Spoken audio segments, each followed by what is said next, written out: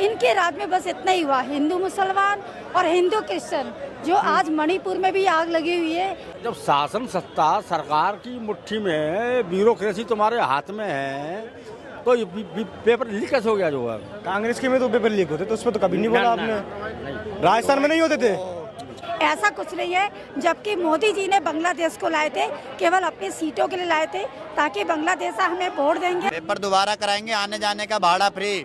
और उसके बाद जो कह रहे हैं, एक मिनट, उसके बाद ये जो कह रहे हैं पेपर लीक हुआ है, जिन लोगों ने लीक किया उन्हें प्रॉपर सजा दी गई है। तो केजरीवाल सत्यवादी हरिश्चंद्र है, देश के देशद्रोही नहीं, जिनको देशद्रोही कहा जाता है, देशद्रोही मोदी जी है। आप सत्यवादी हरिश्चंद्र का नाम जोड़ रही हैं। वही जब सीएम बनने से पहले उन्होंने कहा था, मैं बीवी बच्चों की कसम खाता हूँ, कोई सरकारी सुविधा नहीं लूंगा। जमीनी स्तर पर कोई काम नहीं किया इन्होंने। देखो ये बच्चा है, ये खड़ा है, ये मान लो कह रहा है, बरगल रहा है, कैसे क्या है। इनको गवर्नमेंट, ये आज की तारीख में इनको गवर्नमेंट जॉब मिलनी चाहिए, तो ये पीठ पे मतलब ये बैग टांग के घूमता ही है। जो है इनको अकल तो है नहीं है। जो है एक बात बताओ जी, जब मैं लायक रहूंगा, जब मैं पढ़ा लिखा रहूंगा अच्छे से, तभी मुझे जॉब देगी सरकार की, मुझे बिना पढ़े ले जाके पीएम की कुर्सी पे बिठा देगी।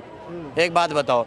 उसके बाद रही बात मैं बैग नहीं, मैं एक बात कह रहा हूँ, रही बात बैग लेके घूमने की, अरे सुन तो लो, बैग पे ही बता रहा हूँ। रही बात मेरे बैग लेके घूमने की बात, तो मुझे सरकारी नौकरी में कोई इंटरेस्ट ही नहीं है, मुझे अपने बिजनेस में घुसना है, तो मैं क्यों सरकारी नौकरी के पीछे भागूं? और यही लोगों की मानसिकता है, 90% युवाओं की यही मानसिकता है।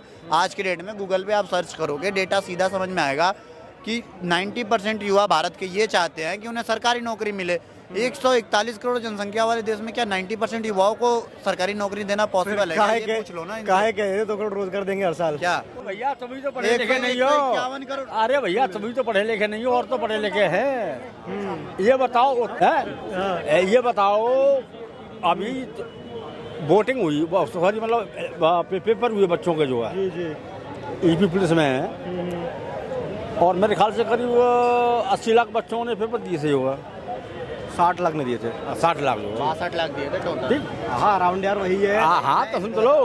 तो ये बताओ का पेपर लीक कैसे हुआ? जो है जब शासन सत्ता सरकार की मुट्ठी में, ब्यूरोक्रेसी तुम्हारे हाथ में है, तो ये पेपर लीक कैसे हो गया? जो है कांग्रेस के में तो पेपर लीक होते, तो उस पर तो कभी नहीं बोला आपने। राजस्थान में नहीं होते थे।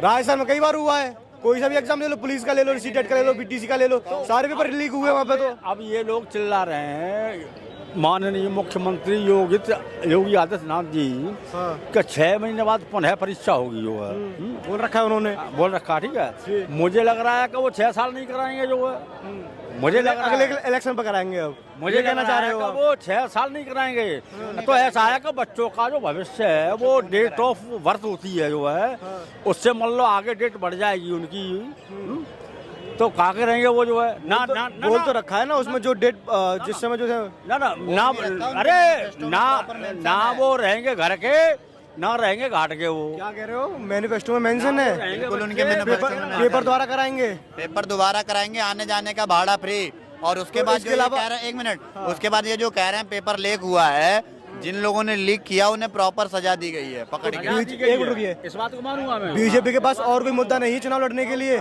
पेपर लीक पे चुनाव लड़ रहे हैं। विकास का मुद्दा नहीं ले सकते थे, रोजगार का नहीं ले सकते थे। किसने कहा मैं पेपर लीक पे सवाल लड़ रहा हूँ, चुनाव लड़ रहा हूँ? मैनिफेस्टो भाई कैमरा चल रहा था। एक मिनट, आप बोल रहे हो ना मैनिफेस्टो में तो बहुत चीज है।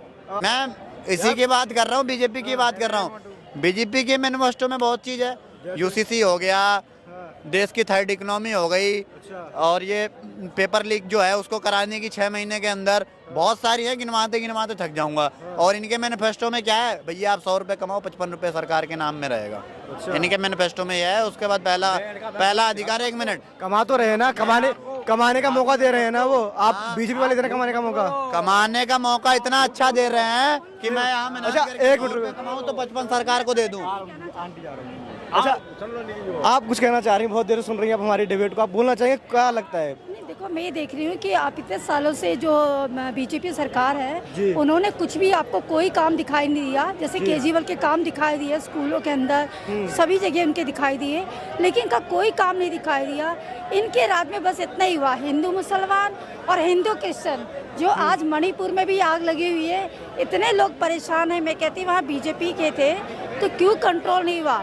जब इलेक्शन का आप मणिपुर की बोलो, बंगाल पश्चिम बंगाल में शायद संदेशखाली घटना हुई थी, सेम मणिपुर वाली घटना थी, वहाँ पे तो कोई कांग्रेस का नेता नहीं बोला।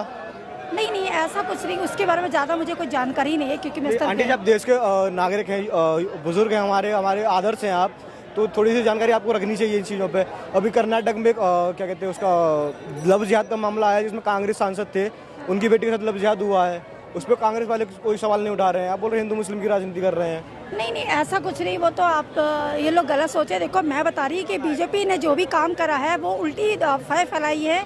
जैसे मैं अभी बताती, गुजरात का एक विधायक था जिन्होंने मतलब जो कांग्रेस पार्टी से खड़े हुए थे साई, उसके बाद में क्या देखा, उनको धमकाया गया और धमकाने के उनसे कहा तुम यहाँ से हटो, और हटने के बाद क्या देखा, उसको मतलब इतना करा। किसने किया? मैं खुले आम कहती अमित शाह जी ने, मैं खुले आम कह रही चैनल के माध्यम से गुंडागर्दी फैला रखी बीजेपी वालों ने, ये कहना चाह रहे हो? अमित शाह जी का पूरा रोल है, अमित शाह जी गृह मंत्रालय, पूरी पुलिस उन्हीं के सब कुछ काम है, जितनी दादागिरी जो गुंडागर्दी। और उसके बाद दूसरी बात ये, जितने सीबीएसई डिपार्टमेंट वहाँ भी बुरे हाल हो रखे हैं, वहाँ भी मोदी की दादागिरी चल रही है। सीबीएसई के अंदर बच्चों के पेपर नहीं हुए थे, जब उनसे सीबीएसई से कहा गया तो कहते हैं हम कुछ नहीं कर सकते, कोर्ट जाइए। आपका नाम क्या हुआ आंटी जी? नाम बताइए हमें पहले। विद्या प्रीति। दिल्ली के रहने वाले हैं आप? हाँ जी, मैं दिल्ली के निवासी हूँ। दिल्ली में भी केजरीवाल जी जेल में गए हुए, आरोप लगे हैं उन पर। हाँ जी, देखो जो केजरीवाल पर आरोप लगे, मेन केजरीवाल ने जो अच्छे काम किए थे। अब ये कि बाहर रहते तो प्रचार करते, तो मोदी जी को लगा पूरे 7 सीटें मेरी आ जाए, और इसको ऐसी हालत कर दे कि अंदर ही जेल में, तभी तो जेल से बाहर निकालना नहीं चाहते, जबकि उन्होंने कोई अपराध किया नहीं, ना ही उनके बारे में कोई, उनके वजह से कोई भी बंदा होता है जेल कब जाता है, जब तक वो मतलब उसका रिकॉर्ड में दिखाई देता है कि उन्होंने मतलब ये कर रहे के उनके सबूत मिल जाते, उसके बाद जेल मिलती। यहाँ आंटी जी, आपने इमरजेंसी देखा, देश में इमरजेंसी लगा था, उस समय तो आप जन्म हो गया हो आपका? अरे उसमें इतना मैंने इलेक्शन में ज़्यादा पॉलिटिक्स में, जब देश खतरे में तब आ रही हूँ। नहीं उस समय भी तो जो वरिष्ठ नेता थे उनको भी गिरफ्तार किया था, पत्रकार लोगों को भी गिरफ्तार किया गया था। लेकिन वो स्थिति और अभी की स्थिति फर्क है। उस स्थिति में कुछ तो आरोप तो लगे हैं ना। अगर केजरीवाल जी निर्दोष है तो ईडी के सामने सबूत दे देना मैं निर्दोष हूँ। कह रही केजरीवाल तो खड़े हैं सामने, ईडी सीबीआई के पास सबूत नहीं है उनके, कोऑपरेट नहीं कर रहे हैं प्रॉपर केजरीवाल जी। ऐसा कुछ नहीं है, वो कर रहे हैं, कोऑपरेट कर रहे हैं। ये लो ईडी सीबीआई जो है उनको बस अंदर रखना चाहती है, बहाने बना रही है, कुछ नहीं है। उसके बाद एससी के जो एससी कोर्ट के वकील बिके हुए हैं, ये भी बिके हुए हैं। अभी एक उसका नाम था कि आज जीरो, जब भी आते वो कहते हैं अगले बार आना, इस तारीख को सुनवाई होगी, और काम को नहीं। आप देखिए जिन्होंने अपराध किया नहीं है उनको जमानत क्यों नहीं, उनका तो केस ही रद्द होना चाहिए।